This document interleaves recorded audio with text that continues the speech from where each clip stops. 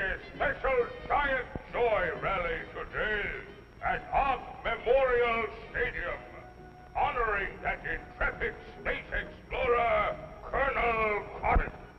Hear the Colonel's first words since his return from the planet Earth. You are all commanded, invited to attend.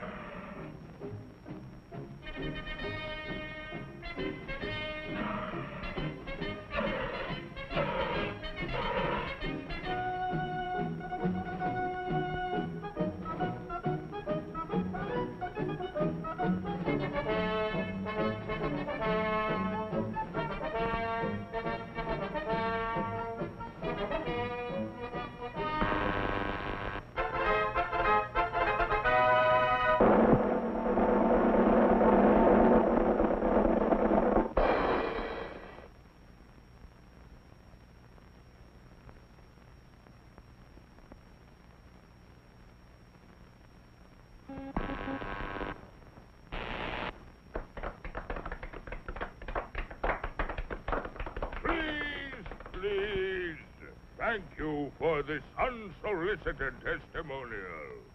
And now, by special permission of the Commander-in-Chief, me, here is Mars' first space explorer, Colonel Cosmic.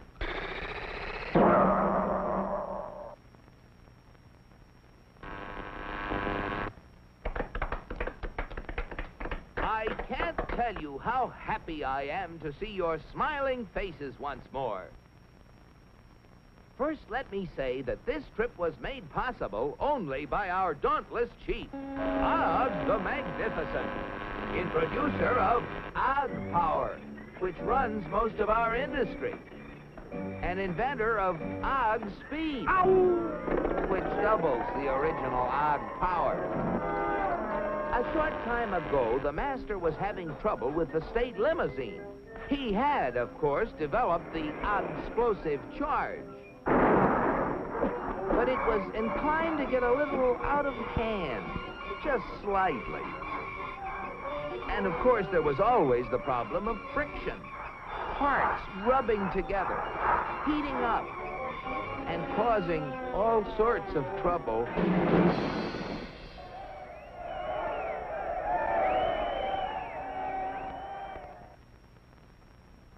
But our leader was undaunted. He immediately ordered our first expedition into space to bring back the secret of how other planets got their state limousines to run smoothly. The target was picked with painstaking scientific accuracy. Destination, Earth. You all know with what eagerness I volunteered for the mission, and with what confidence I took off.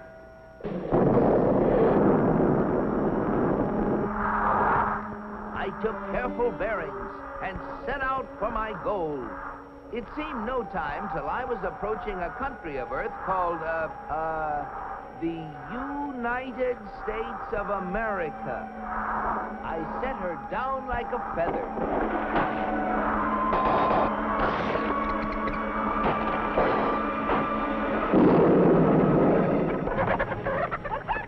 What's all the racket? Naturally, I protected government property by making the saucer invisible. They're after the chickens, Ma!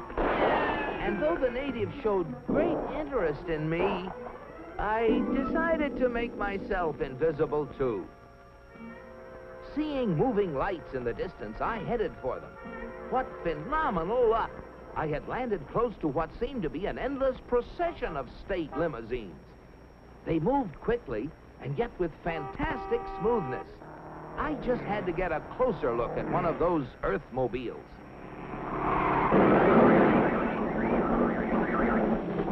Just as I thought. Not only smooth and efficient, but powerful as well. I watched them for hours. Great Ganymede, they were superb. I just couldn't help comparing them with ours. If you call that a comparison. Surely these vehicles must be the property of the highest officials. I was wrong. It seems that almost everybody in this country has one of those, they call them automobiles. They use them for transportation, for business, for pleasure. They use them for all sorts of things. I found that these vehicles gather at places called service stations, where they are fed, lubricated, that's how they beat friction, and given the finest care. The source of their nourishment was something called petroleum. A power source like that must be a highly prized state secret. I had to find out about it. Perhaps the secret lay within this government archives building. It was heavily guarded, but casting discretion to the winds, I walked boldly inside. Their code was remarkably easy to break. They merely substituted the word oil for petroleum. And I soon got hold of a veritable mine of classified information. I began to assimilate the material. I soon found out that though petroleum products are easily found anywhere, petroleum itself is a very elusive substance. Experts have to search for it constantly in all the most likely and unlikely places with all kinds of scientific devices. When they figure they found a good spot, they drill a hole in the ground called an oil well, for almost all oil lies far beneath the surface of the earth. These wells go down thousands of feet and cost a lot of money to drill. But that's no guarantee that they're going to find oil. Matter of fact, in exploratory drilling, only 1 well in 9 finds any oil at all. Only 1 in 44 recovers enough oil to pay for itself. And only 1 in almost 1,000 makes a major discovery. Pretty big odds. Yet America's proved reserves, the oil supplies still underground, have kept increasing steadily. I couldn't imagine how this ever-increasing supply of oil was achieved until I found out that there's not just one, but thousands of oil companies, all competing with each other to discover and develop new sources of oil. For believe it or not, in the USA, anyone who is willing to risk it can drill for oil. But oil discovery is only part of the story. Once they get oil out of the ground, it has to be moved through pipelines, on ships, or in tank cars to fantastic processing plants called refineries. Crude oil goes in, and great Jupiter, the things that come out. Gasoline, for example, the most efficient mobile power source on Earth. That was the stuff that powered all those cars and trucks. And asphalt, which makes smooth, durable roads. It seems that oil not only runs cars, it even gives them something to run on. Another oil product is the diesel fuel, which runs giant trains across the nation. In winter, fuel oil made from petroleum brings warmth and comfort to millions of homes. And still other fuels help defend America's shores and skies. From refineries also come the lubricating oils and greases that keep the wheels turning in America. But that still isn't all. Crude oil, like everything else, is made up of billions of tiny molecules.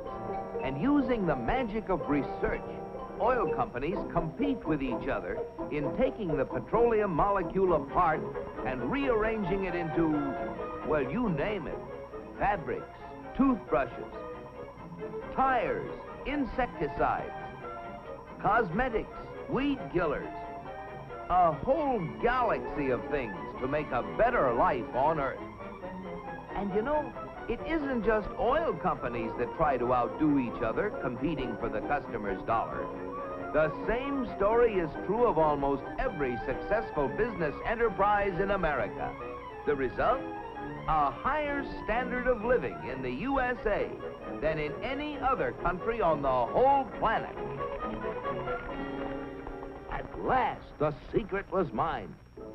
And now, to get proof of my discovery, smuggled past the border guards. In spite of my infinite precautions, one of them became suspicious and gave the alarm. Come back for the eggs, did you? Yeah. And so, with the fond farewells of the natives ringing in my ears, I took off once again for Mars. My landing was a little bumpy, but I saved my precious cargo. Yes, I brought the secrets back with me, and here they are. The big secret is, of course, oil, which has brought a better life to all the people in the USA. But the key to making oil work for everybody is competition. Fellow Martians, I thank you. Very interesting, Colonel. Oil, huh? Sounds splendid. But that, what was it?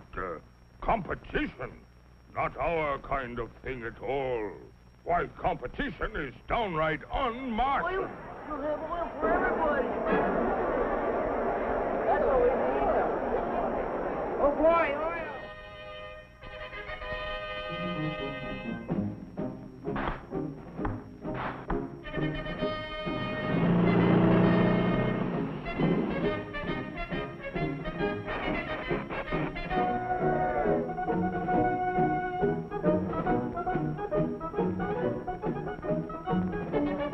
Look at them. You know what this means, Cosmic?